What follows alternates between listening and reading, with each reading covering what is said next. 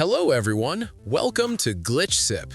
In this video, I'm going to show you how we were able to enter the verification code in Roblox, or better said, how to obtain the verification.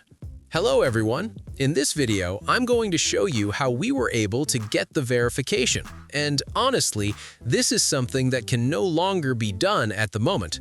However, what could be done before, and in case the bug appears again, because it was a bug, was to go to our profile, then click on Edit Profile, and for example, type a name like Jose, and then add the verification emoji.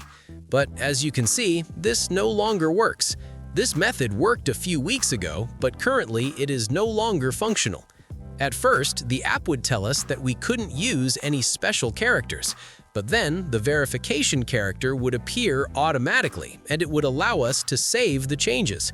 However, as you can see now, it is no longer possible to do anything to obtain that verification, which honestly is pretty unfortunate. But this is how things are right now, and this is the only thing we can do.